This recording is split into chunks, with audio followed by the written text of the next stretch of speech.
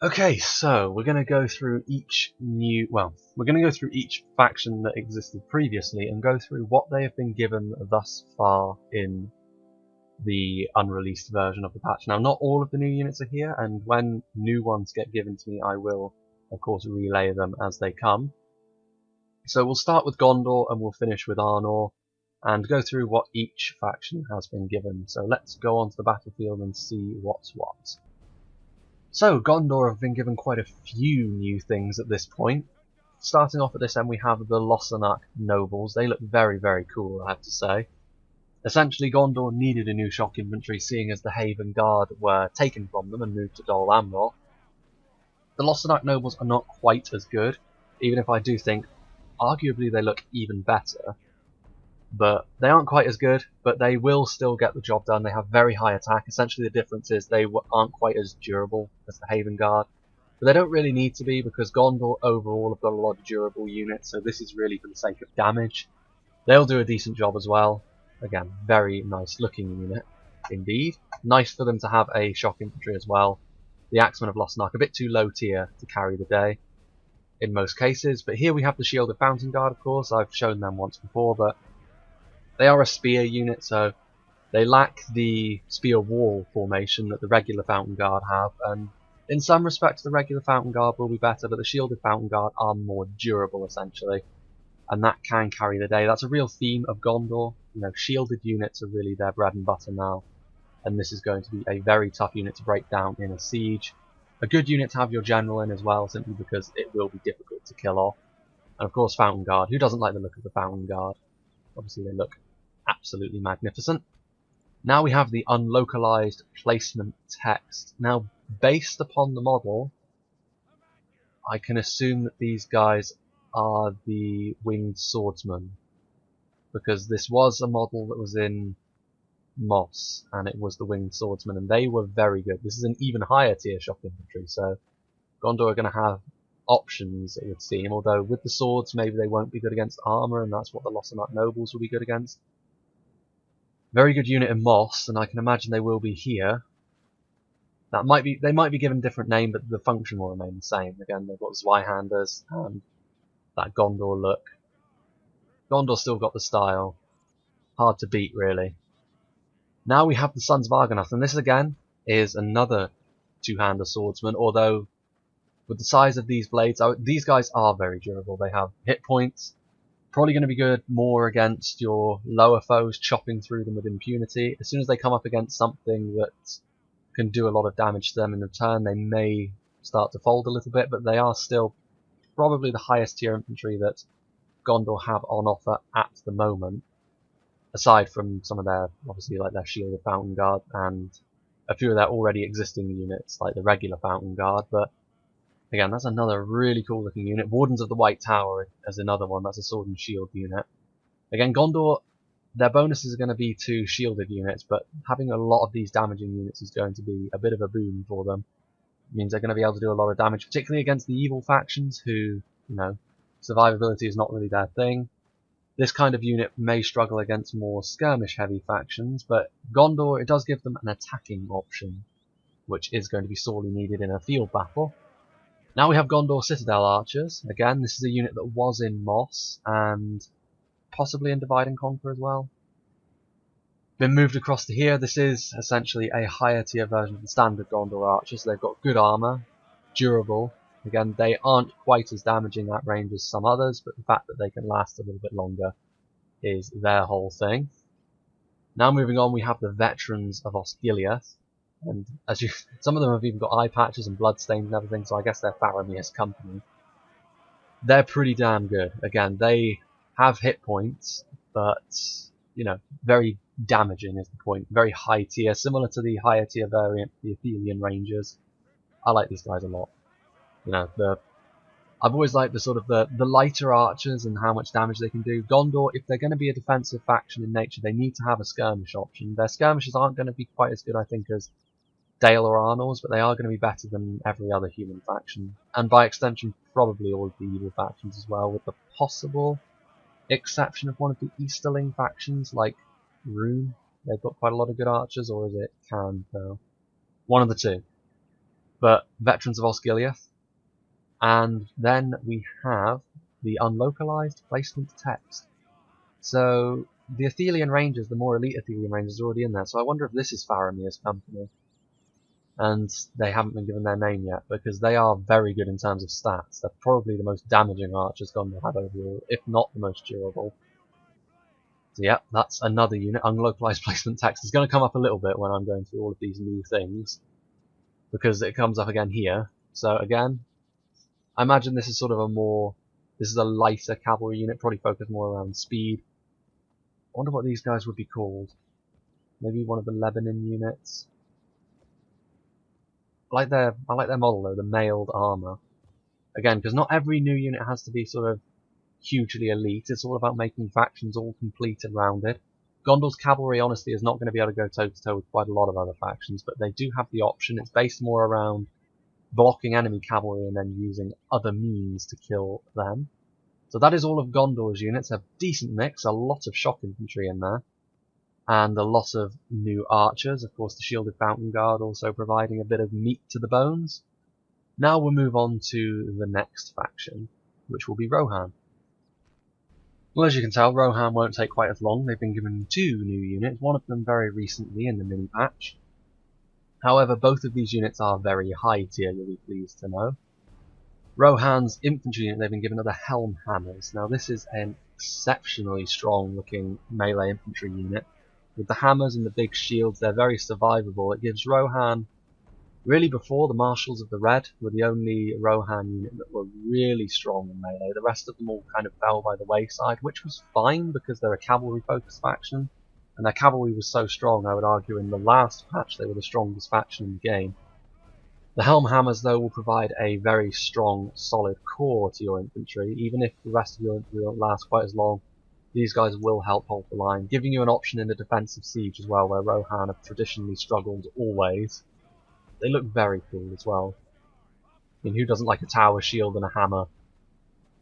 And then moving on, we have this unit, which is unlocalized placement text once again. But this is essentially the best cavalry unit Rohan has to offer, possibly the best in the game as well at the moment.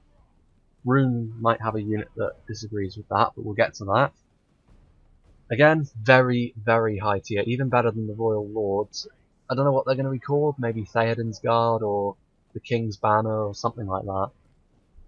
They look very cool. I mean, Theoden's armor, they're going to be a very tough proposition to deal with, because of course the highest tier of cavalry still has that durability, and with their lethal new charge, it's going to be interesting. But of course, they will become a target for all of the enemy skirmish fire, so got to keep these guys safe because it's obviously where your general is going to be. So that is Rohan. Not a lot of additions, but Rohan's focus is never going to change. It's always going to be cavalry, with your infantry being more of a let's see if we can do as much damage on foot as we can. The Helm Hammers really do break the mold in that sense. They are the only Rohan shielded unit that is really worth their salt. All of the rest of them will fall pretty quickly to most other factions. The cavalry is where the main event lies, and this is going to be the centerpiece of most of your cavalry charges now. Fitting, perhaps. Now we'll move on to the next faction, which I believe is Dale. So Dale have got a pretty healthy spread of mid-tiers and elites in their new units that they have been given. Starting off with their mid-tiers, they have Laketown Spearmen, which again, similar to the Ravanian Gedrouts, only they have a little bit more of a focus on being decent against cavalry, I suppose. The Ravanian Gedrouts, I think, are probably better still in prolonged melee. But still, the Laketown units, they all look quite similar. They all have that sort of helm that were in the Hobbit movies. I like the look of these units as well. It's good to have an accompaniment to the Laketown Pikes that were in the last patch. And in a similar vein, we have the Laketown Infantry, which again, a sort of mid-tier infantry unit. Dale's mid-tier has never been as good in terms of infantry as the rest of the human factions, other than Rohan, of course. They still have better infantry than Rohan. But they weren't quite... These guys still aren't quite as good as the likes of the Gondor infantry, the Dol Amroth men-at-arms, or the Arthur Dane men-at-arms, that sort of thing. But they will still get the job done. They will still hold the line for you. And, you know, they're nothing special, but they give Dale another option. They're better than the Dale Swordsman, I believe. So that's good. Then we move on to some of the elites, and starting with the Dalian Paladins. The Dalian Paladins are one of the better looking new additions, it has to be said. They look very intimidating with these maces, and again, they've been seen before in one of the other little quality versus quantity things I was doing. Shock infantry that's very effective against armour is the idea here, and they're very simple in the way that they're meant to work. They're very heavily armoured, they're going to be the first ones in, they're going to do a lot of damage, and that's really all there is to say about them. They have a mid-tier archer they've been given to them, the Lake Town Bowman, and that's a pretty good addition because most of Dale's archers were kind of high tier, and the idea is that you have to have a few high tier units but mostly mid-tier now, so Lake Town Bows, good mid-tier, they can deploy stakes, nothing terribly special about them, but they are still very dependable, and that's what the Lake Town units are all in all. Just not too flashy, not too expensive, but dependable. A unit that is flashy, however, are the Dale Dragon Slayers. Now, these guys are obviously pretty good in melee because of their armour and their sword, but really the thing that catches the eye is the arrow rate that these guys command. They are essentially like bite-sized ballistas in many ways because they will deal a tremendous amount of damage per shot. I would suggest that this is Dale's best counter to cavalry at the moment, because archers will probably be used to focus down cav quite a bit because they're not quite as durable as they used to be. These guys will munch through even the most durable of cavalry units. So as Dale, this is going to be a unit you're probably going to see a lot, particularly against a cavalry heavy faction, to try and ward them off, which is good because it forces factions to behave in different ways depending on who they're fighting. Dale, very much focused around their archers. They really are the only faction to rival the elves in terms of that, and with this unit, in some respects, they've probably got a better unit than the elves because they will be able to hunt down bigger targets with a bit more impunity. In terms of anti-infantry, maybe a little bit worse, but who can say the Dragon Slayers is a cool name. So again, Dale, this is their new units. Not too many, but enough to add some flavour and depth to them. And they still have their Avari units for the time being, so that's worth mentioning. So with the dwarves, there's not really much to say. They have been given merchants, but then I think that the idea is to give mercenary units to all factions, or at least most factions. In terms of all new units, the dwarves only have two, one of which is the Iron Spears. Gives them a lower tier spear option because the dwarves, they only really had pikes at the low tier with the dwarven halberd men, and they weren't particularly mobile, so giving them a mobile spear unit does fill a gap in their infantry. And seeing as infantry is what they are all about, it is a welcome gap that was filled. They can form spear wall, of course. Dwarven infantry, you know exactly what to expect from them. Very tough, very durable, at least compared to other units of the same tier. They're, very dependable infantry units. And then slightly higher tier, but not super high tier, we have the Ironfoot Guards. They're not quite on the level of the likes of the Dragon Slayers of Ered Mithrin or the Mithril Guard or the Guards of Khazad-dûm. One step below them, essentially, with the other Ironfoot units. Very tough, very dependable, probably around, around the same sort of mark as the Dwarven Nobleman, maybe slightly worse, simply because the Nobleman is meant to house the General. That's the sort of unit you can look at here. Armor-piercing weaponry as well with their hammers, so they do have some utility. They look cool. Another Dwarven infantry unit that you can use, which again adds to their infantry superiority. They're tough, they're dependable. That's really all there is to say about the dwarves at the time being. Their focus is never going to change, rather like Rohan's. So we'll just move on to the next faction to see what's new there. So Eriador have been given quite a few new units, as you can see. Starting at this end, we have Bandit Ambushers, which again, bandits are simple in the way they work, in the sense that they're quite high damage for their tier. Not very well armoured, of course. They'll fall apart relatively quickly if faced with certain units, but the ambushers will do quite a bit of damage for their tier, so if you use them correctly they can trade quite efficiently. Similar with the other types of bandits, such as the Black Bandits. They are of course more designed around ambushes, which is ironic considering the bandit ambushers are called ambushes. They can hide, and they also have, I think, scythes as their weapon. It's hard to tell because they're clipping into the floor. But yeah, Black Bandits, they are pretty good in terms of stats as well, honestly. Probably, they are similar in many ways, I guess, to units like the Hashari, that sort of thing. And then we have Bandit Chiefs. Now, they're a little bit different in the sense that they are a little bit more durable. They don't have very high stats, but they do have an extra hit point.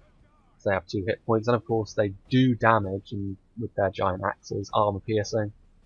But they will probably fall quicker than you would expect despite the hit point. So again, they're to be used in certain situations. Eriador, probably not going to be the best at taking armies head on, so using units like this to sort of slip in behind and do damage is probably going to be a good way to play them. So the bandits, that's all the new bandit units I believe.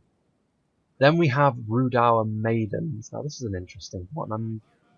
I'm pretty sure that these guys will be moved eventually to the faction that will come later, which is going to be some sort of evil men, sort of like the Rudauer will become their own thing. But for the time being, the Rudauer Maidens are in Eriador, and again they've got sort of Viking-like helms, spears, they can hide. Again, that's a bit of a theme with Eriador. They've got to use their hidden units to their advantage if they're going to have great success against some of the others. Again, potentially a good unit, I think. Again, spears. It'd be a good unit to surprise cavalry with, I think. Other than that, we'll see. They probably won't keep the Rudauer Maidens. I'd be surprised if they did, because they're meant to be the evil men, but maybe they will, who knows. Then we have the Breland Spearmen. Again, they have the Gatekeeper models, which are a cool model. And the Breland units do make up the rest of the infantry that Eriador have been given. Again, looks like a more heavily armoured variant of the Greenway Guard, which, Eriador were maybe a bit over-reliant on in their mid-tier, so it's good to have the load taken off them. Slightly more heavily armoured, slightly more survivable. Probably not going to be a patch on stuff like Gondor Spears, but they will still get the job done. And then we have the Breland Swords. Pretty darn good unit from the looks of them. Probably running the gambit between the slightly better units like the Arthur-Dane Man-at-Arms and the Gondor Infantry and the slightly worse units like the Ayorlan Swordsmen and the Lake Town Infantry. They certainly look cool. Hopefully they'll get the job done as well. And then we have the Breland Captains. Oh, didn't mean to do that. As I was saying, here are the Breland Captains, and again, they are a two-hander swordsman unit, so they're going to do a lot of damage. Pretty good. They're going to be maybe outclassed by some of the more deadly shock infantry, but they're still going to do a pretty darn good job. They're also effective against cavalry, I believe, so that's another little role that they fill that not every shock infantry fills. I think this is a good addition to Eriador. The Breland units gives them a bit more of a solid core, which they will need moving forwards. Oh, another bandit unit, yes, I forgot about these guys. Javelins. Bandit Javelins. Javelins are, well, you know what to expect from Javelins. They're going to be very high damage at short range, but in particular with bandits, they're going to be very vulnerable to enemy missiles. They're not very well armed at all. And in melee against regular infantry, they're probably not going to do the best either, but again, it's all about how you use your Javelins, and they should, if they're used correctly, they'll give you a big edge. And then we have the Breland Bows, which are, again, another Breland unit. Gives Eriador another archer option. They are pretty good in terms of skirmishers, along with the Gatekeepers, which are really the centerpiece of their skirmish force. They're pretty up there. I mean, I'd say they're around the same sort of level as Gondor, just behind Arnor and Dale. Very good. Eriador a little bit more focused around being sneaky, sort of working with what you've got. It really fits the Eriador mantra about how courage is the most important thing. I say courage, but there's a lot of bandits in their army, but never mind. They're really taking shape, I think, Eriador, into their own thing. Eriador, I always felt, were lackluster in the vanilla version of the mod, and in the sub-mods they get a lot more love, and this is no exception. So we'll move on to the next faction, I think. So again, the High Elves won't take too long to run through, because they only have 2 new units at this moment in time. Starting off with the Imladris Storm Raiders. They have these very nasty-looking weapons. Well, this very nasty-looking weaponry. Essentially a more offensive variant of the Storm Guard. They'll do a lot of damage, but again, with the Elves, you've really got to be careful with this kind of unit, because if you end up wasting them, it's a lot of money you've lost, and it's also trading inefficiently is something which will often lose you the battle. Again, Imladris units always look cool. They look like a dismounted version of the Imladris cavalry, only with blue capes. And the High Elves have always had a certain style about them. So, again, simple unit, but I think that the High Elves could do, well, they needed a unit like this, I think, because One of the problems was the High Elves, the only way they could do a lot of damage quickly was either with archers or with cavalry. They didn't really have an option to do that with infantry as such without putting themselves at risk of losing out too much. Now though, combine these guys with Elder Enway Swordsmen and you've got a very attack-minded infantry force that can get the job done quickly if used right. And then we have the unlocalized placement text, and this looks like some sort of ranger type archer unit, which again, maybe the High Elves needed. I think the Noraturno warriors filled that role anyway, but we'll see what these guys can do. They can use stakes, so that's good. And again, the High Elves next to the other two Elven factions not quite as good in terms of archery, but next to everyone else they still have a bit of an advantage. Maybe Dale have got something to say about that now, but even so. The High Elves, all about their quality. Only 2 new units added so far, but still. Anything that enhances the roster for the High Elves is good in my book. So the Silvan Elves have got some interesting new additions, I think. Seeing as the Woodland Realms units left them, they did need this. And I actually think they've made them quite versatile now in many ways, because again, the Woodland Warriors model has been used to give them a lot of mid-tier units, which can help fill out their army and not have them just be elites, which has always been my problem with the Silvan Elves. You could never construct a balanced army, really. And if you were up against a player who knew what they were doing, they could exploit your weaknesses all day long. Now, though, you've got a bit more of an option. You have Silvan Axemen, which, you know, they don't come cheap, certainly, but they are cheaper than the highest tier of unit you have. And of course, axes mean they're good against armor. Again, Silvan Elves are all going to be pretty durable next to your average soldier, but you still want to be a bit careful because, again, overextending yourself can lead to unnecessary losses.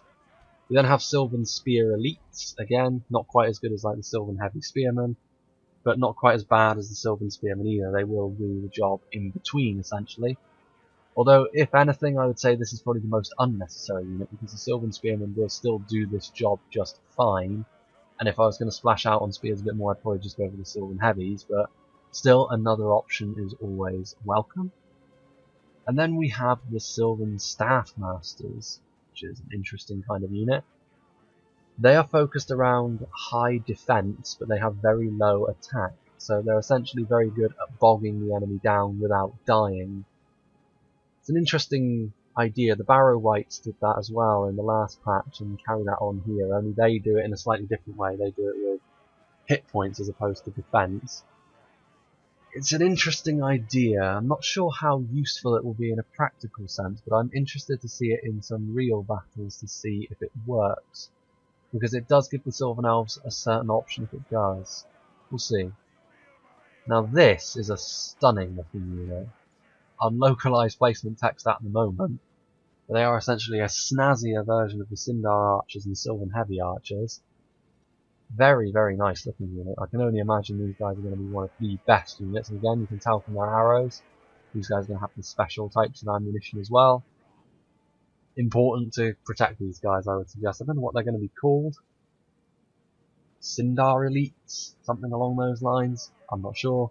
And then we have a mounted version. So again, horse archers. I don't think the Silvan Elves have any melee based cavalry, it's all missiles. So again, they're going to really need to be on their game. They have the elk variant of this as well, but I'm not sure if the Reavers are going to get moved to the Woodland Realms as well. It might do. But these guys are going to be very deadly, you can tell with the missile damage and with the mobility as well that the Silvan Elves are going to be displaying. I can imagine these guys being incredibly annoying to be against, especially if you try and chase them down with your own cavalry, but we'll see, I guess. Silvan Elves, some intriguing additions, and I think it makes them a more rounded faction, puts their focus of skirmish even more up front, and it also gives them a bit more of an infantry corps to play with, shall we say. But we'll move on to the second half of the units. What to add to Mordor, I imagine, was quite a difficult question to answer, because you can't really change their focus of being all about their trash too heavily. And the answer to this was they gave them kind of a sort of middle tier between their Urks and some of their higher tier infantry and their low tier trash, like the completely free to buy Orc band. That should tell you how utterly worthless they are. So the bus units, the Mordor Urks bus, kind of like the Mountain Urks blades from the Misty Mountains in the last patch, I imagine, that kind of fare. You know, they're still orcs, so they're not going to do particularly well individually against most other units, but in terms of numbers, you can really start to overwhelm the units. Again, in terms of looks, they look kind of cool in some ways. You know, they're not quite as natty as the low tier orcs, not quite as regal as some of, well, or menacing as something like a Black Moon Warrior over here, but they're on their way at least. Then we have the Orc Big Maulers. So again, essentially what were they called in Moss? I think Morgul Uruks, something like that. So this is the kind of unit. They have massively oversized axes, some of them even with serpeted edges. You know what the idea behind these guys is: do a lot of damage before they fall, which against the right kind of units they will fall quickly, but at least they'll inflict some nasty damage. That's the idea behind these guys, and you know, it's a place where I think Mordor could do with a unit, to be honest with you, because they do need to do some damage after all, not just have the numbers with no real way to use them other than swamp. Then they have Bus Halberds, again, similar in many ways to their Uruk halberds. The differences between them, they're going to be relatively minor, but again, they have slightly nicer looking armor, slightly nicer looking weaponry as well, slightly chunkier, probably going to be doing slightly more damage. Then we have the Lesser Balrog. Now, the Lesser Balrog is essentially just a super troll, but as we've seen in a previous video where these guys showed up, they won't do particularly well without support, so you do need to support them, but they will do incredible amounts of damage if you can. So if you can use trolls effectively, you'll be able to use these guys very effectively.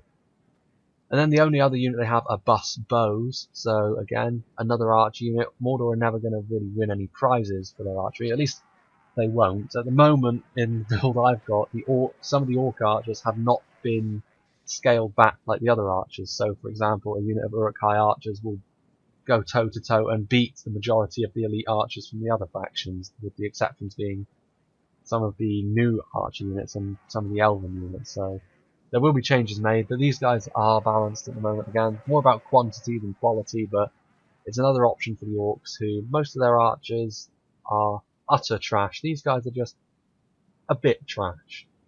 You know, and a bit trash is better than completely worthless, like the Free Orc band. Anyway, that is Mordor. We'll move on next to Isengard, I think. So Isengard have been given a mix of very low and very high tier in this latest faction. Now, these are Dunland shock infantry of some description. Unlocalized placement text at the moment. Probably Dunland, like Berserkers maybe, or something like that will be the name that gets given to them, or Dunland Raiders, something like that. Low tier shock infantry, I would say they're very similar in stature to the Lumbermen. Again, they have a bit of bite, but they're not going to last very long in melee at all. Moving on to units that were from Divide and Conquer, I believe. This is the Half-Orc Vanguard again. They're not particularly durable at all. They're closer to goblins than anything else, and they'll do a little bit of damage because, of course, they are shock infantry, but ultimately their survivability is not good, so you're going to want to use these guys with some support if you want them to do their damage before getting slaughtered. And then you have the Half-Orc Spear Guard, which is a spear variant. They have slightly more durability, but not much. Again, this is going to be a unit that you use as fodder mainly, but Isengard needed a bit of fodder, I feel, because really the closest thing they had to fodder was Uruk-hai Raiders and Dunland Veterans, and they weren't exactly bargain basement. It was difficult to feel the bargain basement army with Isengard. Now, though, with the half-orc units and some more Dunland units, that's not going to be so much of an issue. And finally, the one new addition to the very high tier is the Nazarkai Bodyguard, essentially a shielded variant of the Nazarkai designed for the general, a little bit more focused around defense, but they still pack a hell of a punch. Very cool looking unit. I mean, they look very, very intimidating, and they will mulch their way through lower tier units. Against higher tier units, they may struggle a little bit with their lower durability, but they will still do a lot of damage. So a good place for your general to be, certainly, particularly with Isengard's focus on balanced armoured infantry builds, essentially. But now we'll move on to the next faction, which is the Misty Mountains. Again, the Misty Mountains are a nice, simple one to go through, because they only have two new units, one of which is the Heavy Goblin Spears. Again, a spear variant of the Heavy Goblin Infantry and Heavy Goblin Halberds. This is a pretty common theme across this new patch, how there is a spear variant of such units. I think this was a very good move because it gives them a slightly more durable unit. They're not obviously not going to be durable against things in melee, but they are still going to last longer than the halberds and the infantry were. A good addition because again you need to have these small increments in durability to make your overall army worth it. An interesting idea, I think, and whether you use this or the halberds is going to be an interesting question, so it gives you another option with the Misty Mountains, I feel, which they didn't have before. And then we have the Black Uruk Warband. Now again, lightly armoured, at least more lightly armoured than the Black Uruks of the mountains. This is a bit of a theme with the Misty Mountains as well. They're Blackback Mountain Berserkers, probably their most dangerous unit overall because of their super high damage.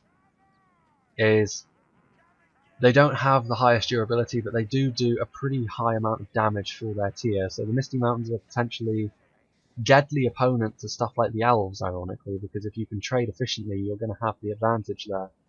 And units like this will allow you to do so. Again, they look kind of natty with sort of borrowed armor, but that's the aesthetic that the Misty Mountains really needed, so it's a good thing. Again, the Misty Mountains just being enhanced ever so slightly, but their playstyle hasn't really changed at all. So we'll move on to Gundabad, who in the past in Reforged have been given an awful lot of love. But this time the Orcs of Gundabad, ironically not. Now Gundabad probably were the most complete faction overall anyway, so it doesn't really matter too much, but the only new unit they've been given is the Black Uruk Warband that the Misty Mountains got as well.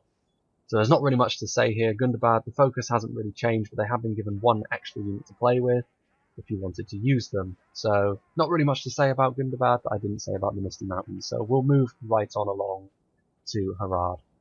So with the departure of Umbar from their roster, Harad obviously are going to struggle a little bit without some new additions, and they have been given them, although I think more are going to be needed in order to make them really competitive again.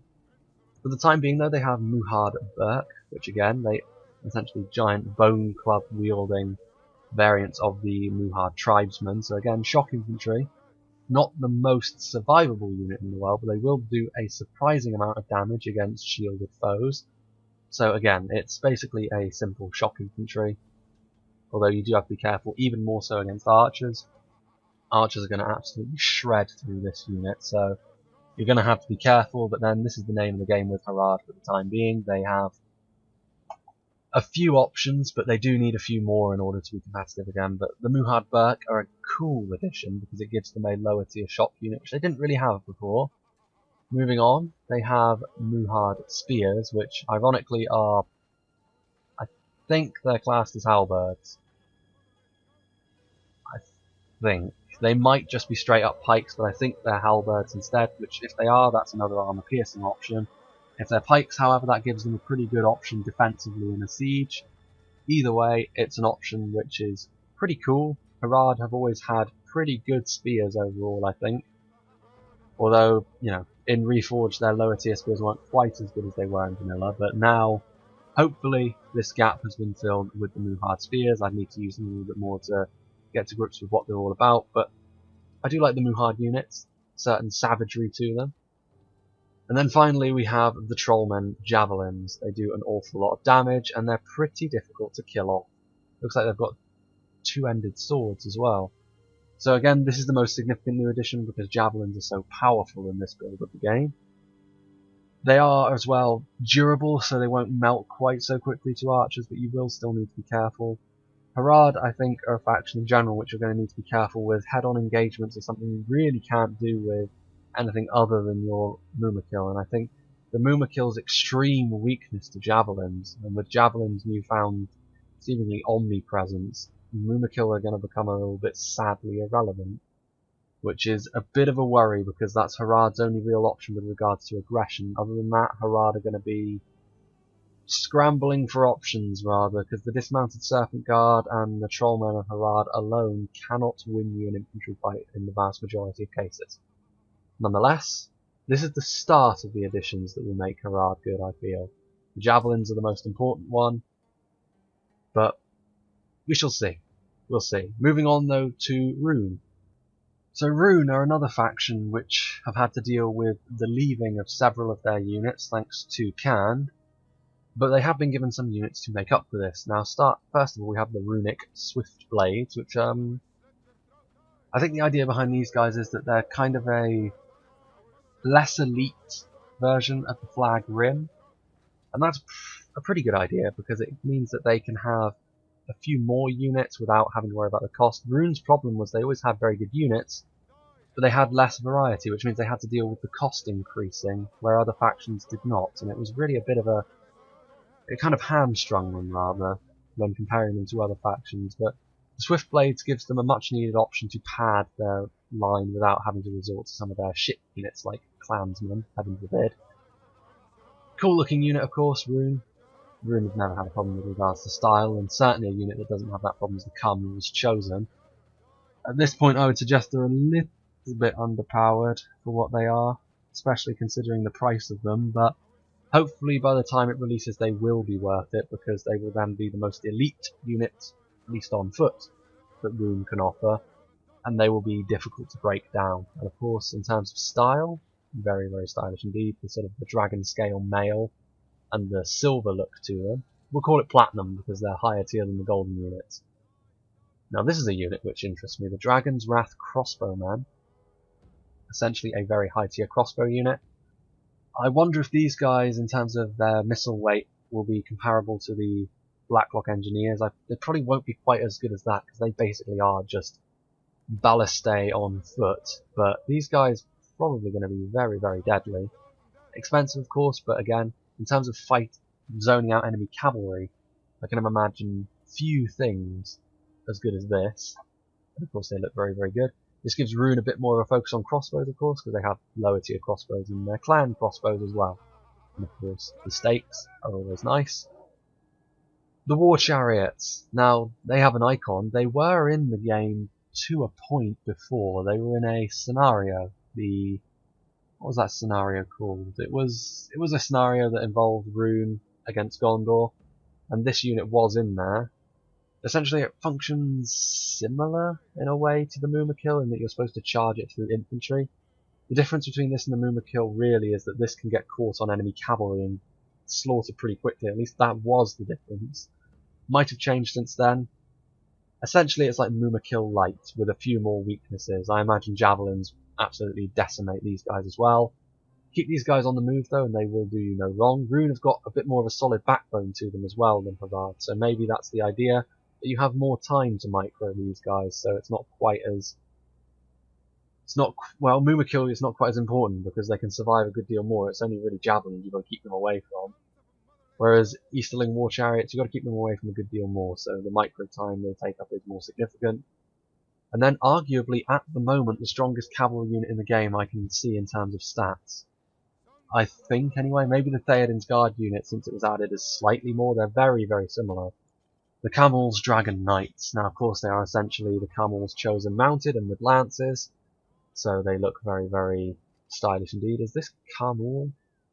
Because he is a Nazgul after all. I don't know, but yes, this is going to be the centerpiece of the Runic Cavalry. They don't have the Brotherhood of the Lance anymore, but they have something even better, as it turns out. Very, very stylish indeed. So, yep, Rune. I think when things are ironed out a little bit more, Rune will be one of the main forces to be reckoned with in the coming patch with their very deadly cav. They're pretty good infantry, at least they're competitive infantry, and they're skirmishers, which, you know, provided you use them correctly. Rune are a bit of an all-rounder, to be honest with you. They don't excel in one area except arguably their cavalry now, but they can at least go toe-to-toe in many areas. And that leaves just one faction remaining, and that is Arnor. So we could end with a fanfare, but there is only 2 new units for Arnor, but they are both pretty significant.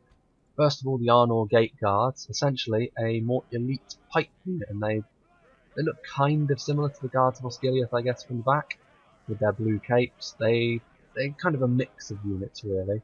And again, a more elite pike unit to go with their standard Arnor pikemen. It's good for a defensive siege. Very durable. They have hit points, which not every pike unit has. It makes them arguably one of the best pikes at the moment, I think. Maybe even the best. I don't know, because hit points, again, is not the be-all and end-all anymore. Defense is also very, very important.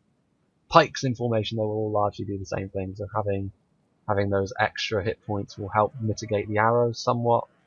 Again, pikes there's not really much you can say about pikes, but they look very, very cool, of course. And the final new unit in the existing factions are the Arthur-Dane swords. They use the unit model from the Arnor Knights of Moss, I believe, and a high tier shock unit. They're higher tier than the Battle Ready Dunedain, better armour, on the same sort of level as the dismounted Dunedain Knights. Essentially, there are shock infantry units that are better, I think. But again, I can only say I think because they could potentially be one of the best. Up alongside the Sons of Argonath of Gondor, the Sons of Durin, that sort of thing. This is the company these guys will keep, and I believe, well, no, not really. I was going to say the sword somewhat resembles Narsil, but, well, it kind of does, I suppose. But, you know, it's a very cool looking unit, and Arnor, of course, strong in terms of infantry, strong all round now, because their archers, of course, still strong.